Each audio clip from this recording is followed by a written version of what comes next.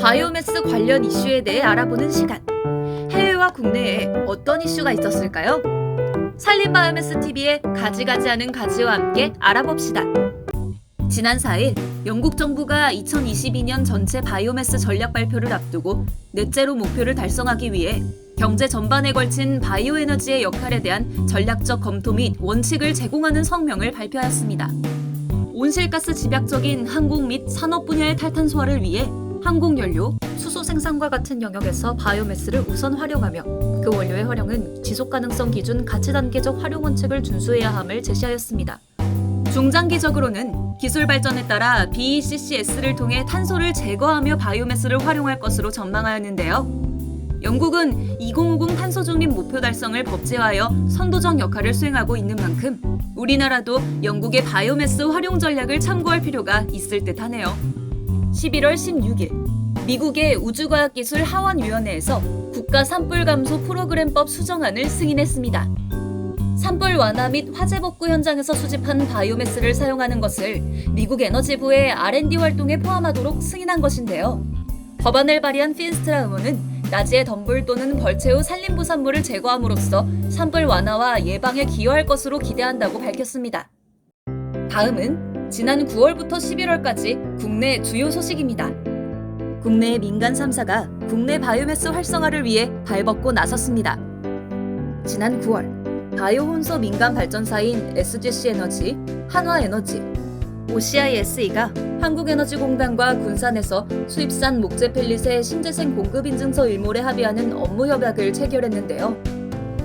3개의 발전사의 기존 설비에는 가중치가 적용되고 있으나 이번 협약을 통해 자발적으로 가중치를 일몰하고 국내 연료로 전환할 것을 약속한 것입니다.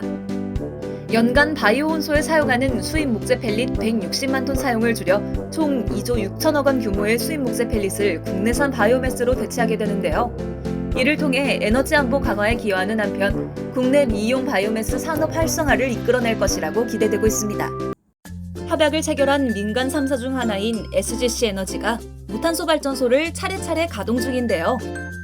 SGC는 지난 10월 석탄 연료를 사용하던 60메가와트급 발전소를 100% 국내산 민용 산림바이오매스 발전소로 전환한 데 이어 지난 11월 100메가와트 규모의 바이오매스 전소 발전소인 SGC 그린파워를 가동하며 무탄소 발전의 행보를 지속하고 있습니다.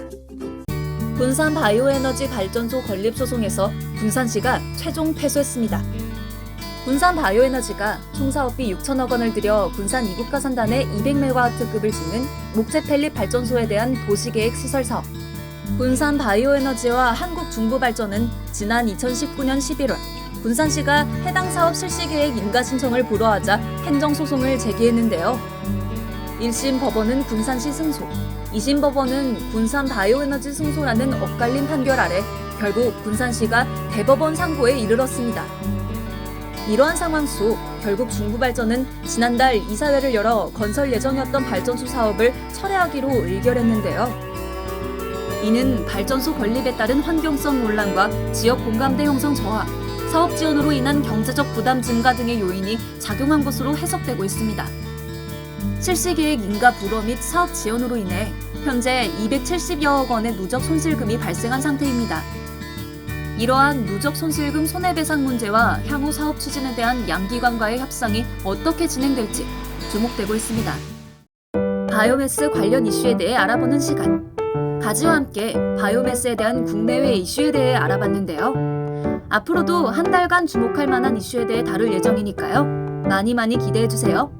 그럼 지금까지 산림바이오매스TV의 가지가지하는 가지였습니다.